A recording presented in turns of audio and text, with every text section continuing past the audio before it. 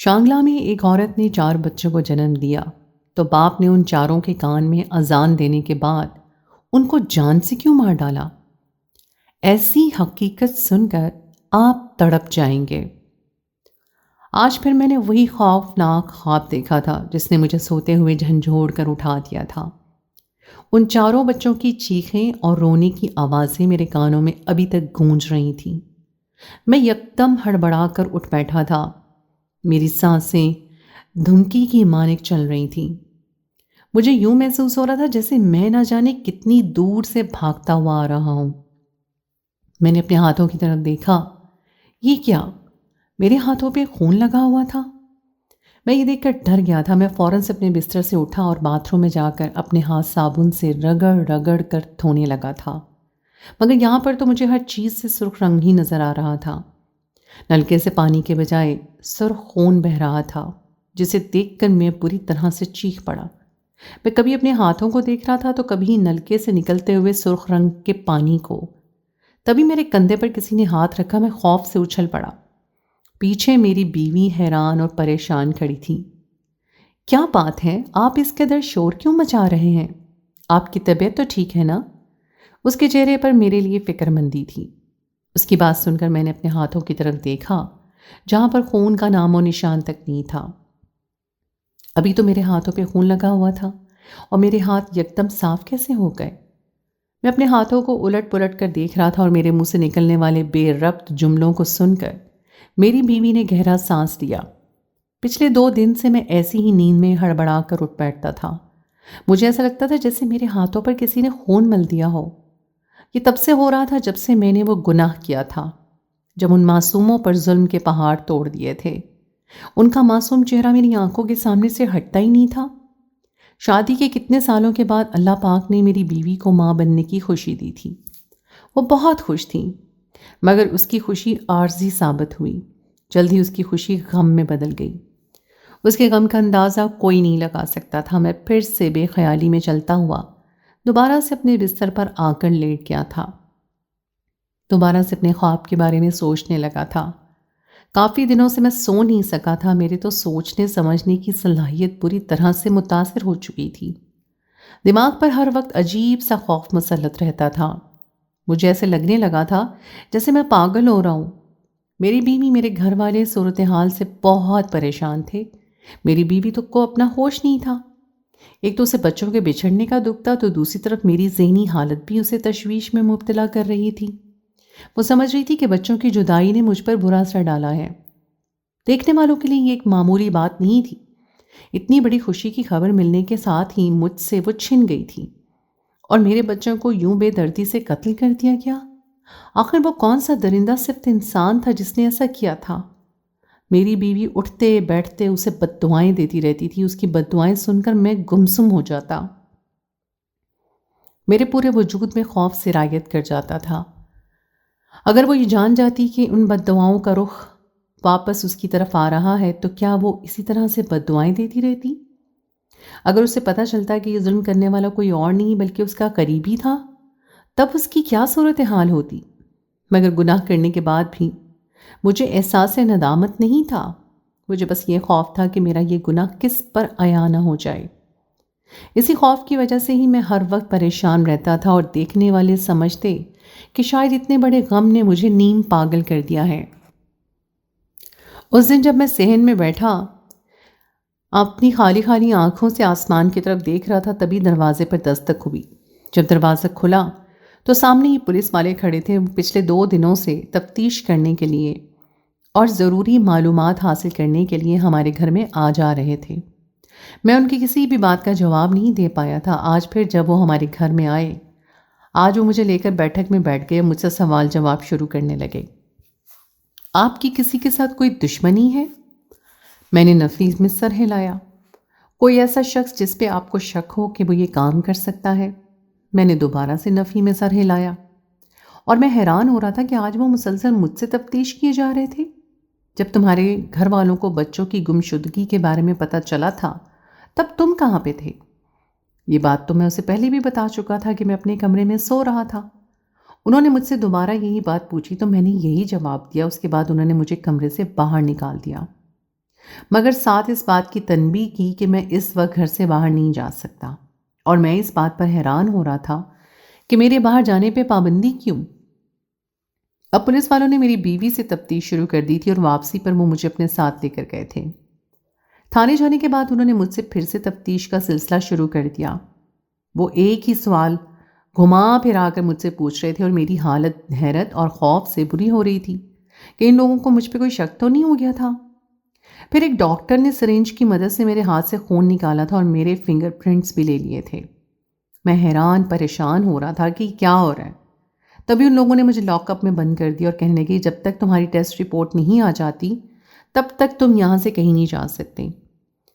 یہ سن کر میں چکرا کر رہ گیا تھا۔ اب تو میرا شک یقین میں بدل گیا تھا۔ یقیناً ان لوگوں کو میرے بارے میں کچھ نہ کچھ پتہ چل گیا تھا، مگر میں نے تو اپنے خلاف کوئی ثبوت نہیں چھوڑا تھا، تو پھر یہ لوگ مجھ تک کیسے پہنچ سکتے تھے؟ اب کی بار میں نے اپنے لہجے پہ قابو پانے کی کوشش کی اور ان سے کہا کہ آپ لوگوں نے میرے بچوں کے قاتل کو ڈھونڈنے کے بجائے مجھے ہی پکڑ کر جیل میں بند کر دیا۔ تبھی تھانے کا انچارج کہنے لگا کہ جب تک ہمارے ہاتھ کوئی ٹھوس ثبوت نہیں لگ جاتا اور جب تک ہمیں یہ کنفرم نہیں ہو جاتا کہ تم نے گناہ کیا ہو، تب تک تم لاک اپ میں ہی رہو گے، باہر نہیں نکل سکتے۔ میں نے بہت احتجاج کیا۔ میرے شور مچانے پہ وہ کہنے لگا کہ ہمیں تمہارے خلاف ایک ثبوت ملا ہے، جب تک کنفرم نہیں ہو جاتا تب تک تم یہیں پر رہوگے۔ یہ بات سن کے میں واضح طور پہ چونک گیا تھا۔ کون سا ثبوت؟ کیونکہ میں نے وہاں پر آس پاس تو کوئی ثبوت نہیں چھوڑا تھا۔ تبھی وہ کہنے لگا کہ وہاں سے کچھ دور ہمیں ایک چھڑی ملی تھی، تمہاری بیوی کا کہنا ہے کہ یہ چھڑی اس کے کچن کی ہے، اس پر جو خون لگا ہوا ہے وہ تمہارے بچوں کی لاشوں کے ڈی این اے کے ساتھ میچ کر رہا ہے، اور جو فنگر پرنٹس ہیں وہ اب تمہارے فنگر پرنٹس کے ساتھ میچ کرتے ہیں۔ اگر تم بے گناہ ہو تو تمہیں ڈرنے کی کوئی ضرورت نہیں ہے۔ اب مجھے خود پہ غصہ آ رہا تھا۔ مجھے وہ چھڑی وہاں پر اس طرح سے نہیں پھینکنی چاہیے تھی۔ یہ بہت غلط ہوا تھا۔ جب یہ بات سب لوگوں کو پتہ چل جائے گی تو میں تو کسی کو منہ دکھانے کے قابل ہی نہیں رہوں گا۔ بار بار میرا خیال اپنی بیوی کی طرف جا رہا تھا۔ میری بیوی جس سے میں بہت زیادہ محبت کرتا تھا، اسے اگر میں کسی گناہ کے بارے میں پتہ چلے تو وہ تو مجھے چھوڑ کر چلی جائے گی۔ وہ تو اپنے بچوں سے جنون کی حد تک محبت کرتی تھی۔ میں اپنے دونوں ہاتھوں میں سر تھام کر رہ گیا تھا اور چاروں طرف سے مجھے سوچیں اپنے گھیرے میں لیے ہوئی تھیں۔ تبھی میرے سامنے لاک اپ کا دروازہ کھول کے انچارج میرے پاس آ کر بیٹھ گیا۔ کافی دیر تک وہ گہری نظروں سے مجھے دیکھتا رہا۔ پھر جو کچھ اس نے مجھے کہا اسے سن کر میرے سر پہ آسمان گرا تھا۔ اور پھر اتنے سال گزر چکے تھے اور ابھی تک میں اولاد کی نعمت سے محروم تھا۔ دوست احباب اٹھتے بیٹھتے آتے جاتے مجھے چھیڑتے تھے اور ان کے مذاق کے پردے میں کیے گئے طنز مجھے بہت بری طرح سے چبھتے تھے، مگر میں ان کے پاس سے خاموشی سے مسکرا کر گزر جاتا تھا۔ کبھی کبھی وہ مجھے طرح طرح کے ناموں سے پکارتے تھے، کبھی مذاق میں نامرد کہہ کر بھی چھیڑتے تھے، جسے سن کر میں بہت غصہ ہوتا۔ میری بیوی کو اولاد کی بہت زیادہ خواہش تھی اور وہ علاج کروانے کے لیے کتنے ہی لوگوں کے پاس گئی تھی، مگر کہیں سے بھی اسے افاقہ نہیں ہوا تھا۔ اب وہ بہت چڑچڑی رہنے لگی تھی، ہر وقت روتی رہتی، غصہ کرتی تھی۔ پھر اس نے حکیم سے علاج کروانا شروع کر دیا۔ وہ حکیم بہت پہنچا ہوا تھا اور وہ اس بیماری سے متاثرہ عورتوں کا علاج کرنے کے لیے مشہور تھا۔ میری بیوی جب اس کے پاس علاج کروانے کے لیے گئی تو اس نے میری بیوی کے 2 مہینے کی دوا دی اور کہا کہ باقاعدگی سے یہ استعمال کرنی ہے، پھر اس کے بعد میرے پاس دوبارہ سے آ جانا ہے۔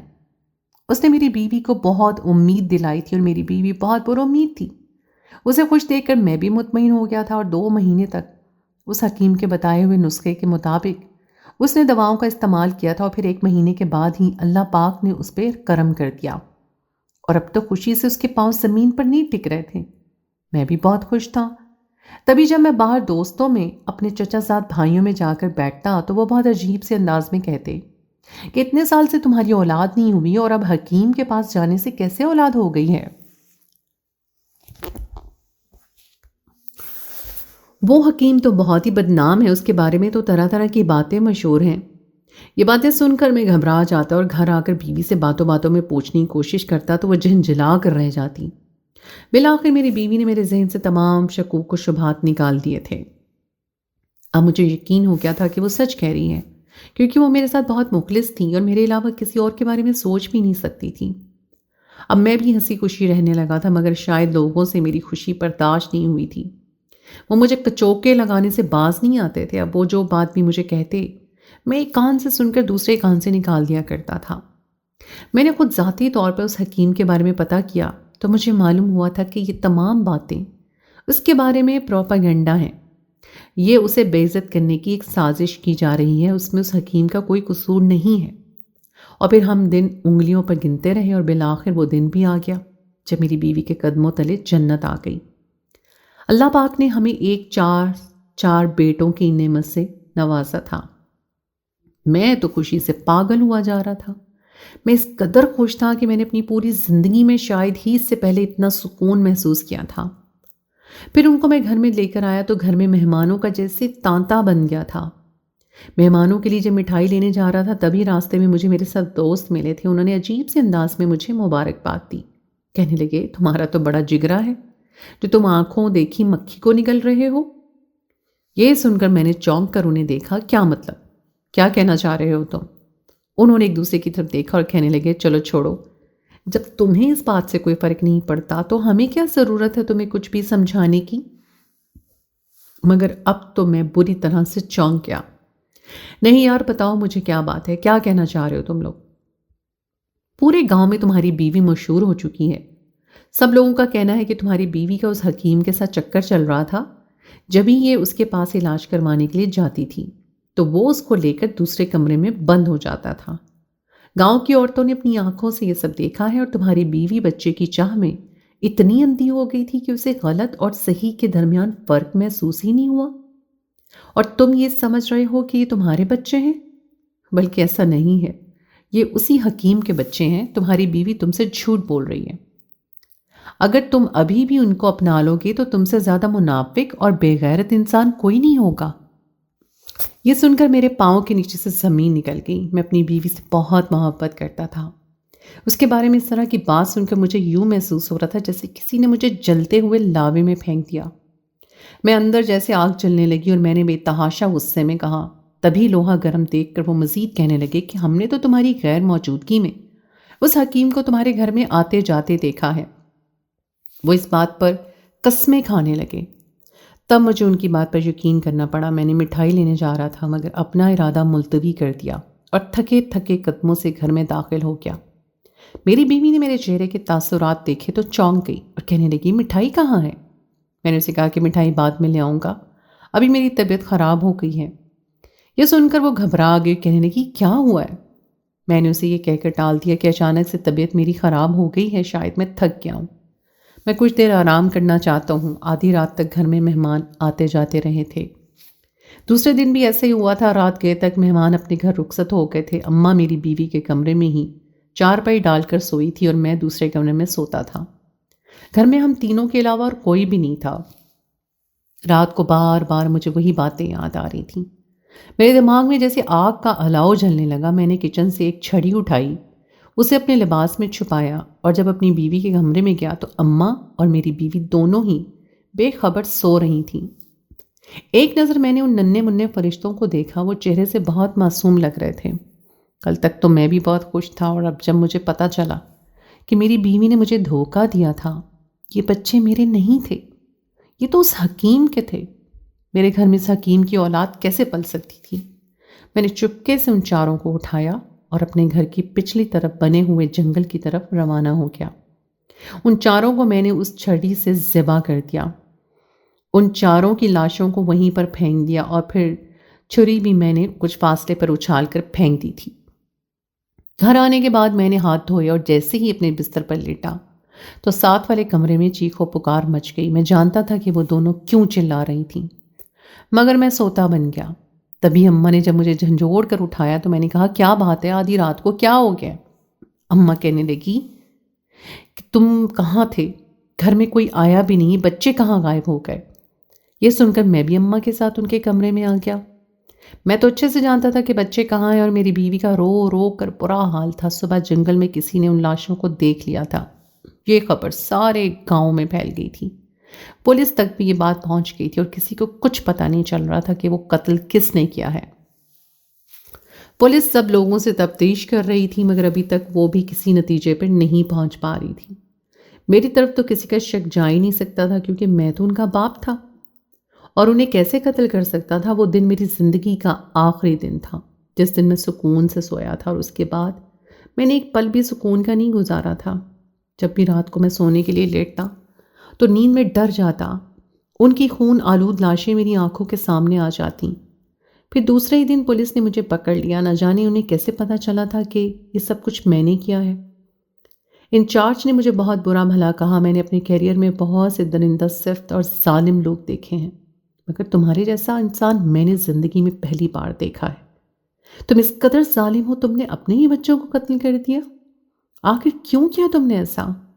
मुझे तुम पर उस वक्त तक शक हुआ था जब तुम्हारी बीवी ने कहा था कि उसने तुम्हें बाहर से आते हुए देखा था, और तब अपने बच्चों पर नज़र पड़ी, वो अपनी जगह पर गायब थे, और फिर उस छुरी पर भी तुम्हारे ही हाथों के प्रिंट्स थे। ये सुनकर मैं फूट फूट कर रो पड़ा, और फिर तमाम बातें इंचार्ज के गोशो गुजार कर दी।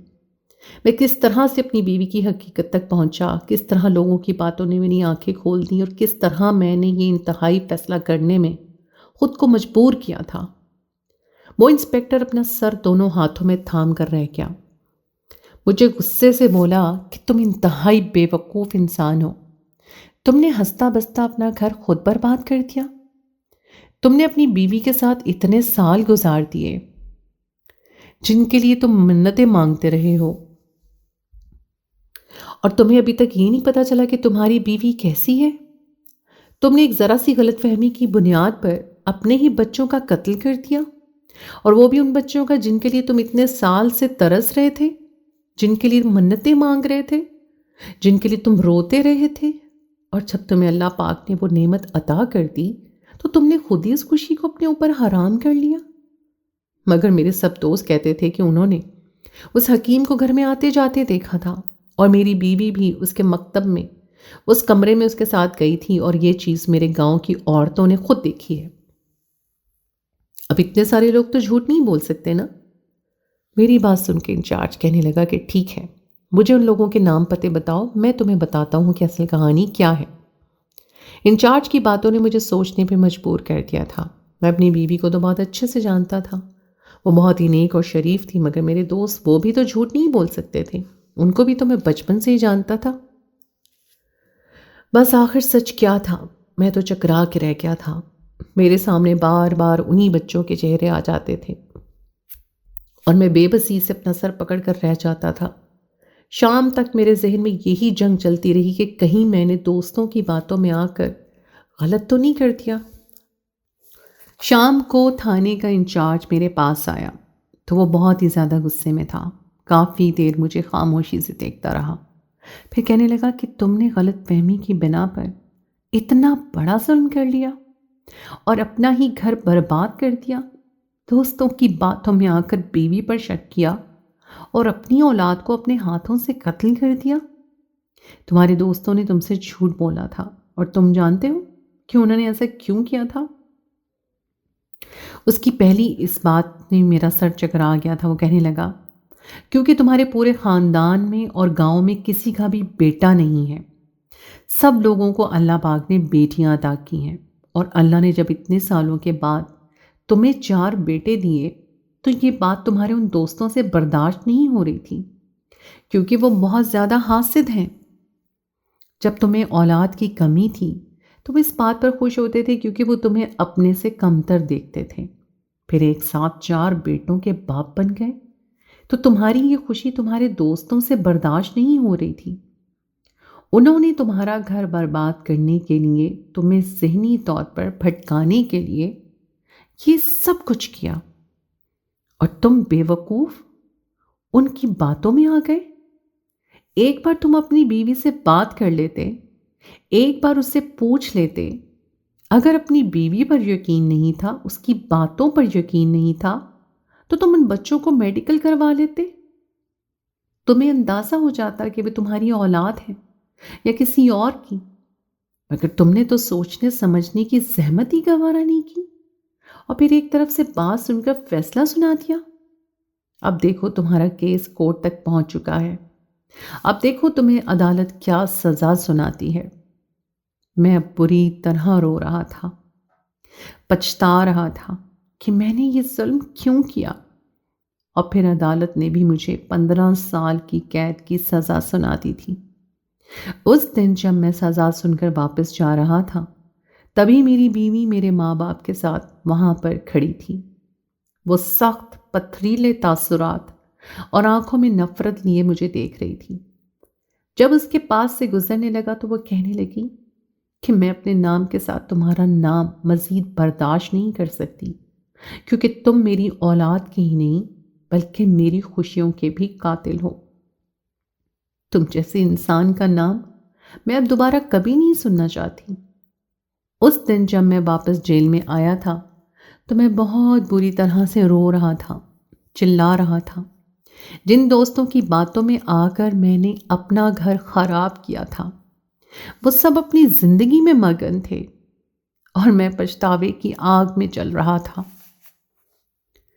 تو دوستو، یہ تھی میری آج کی کہانی۔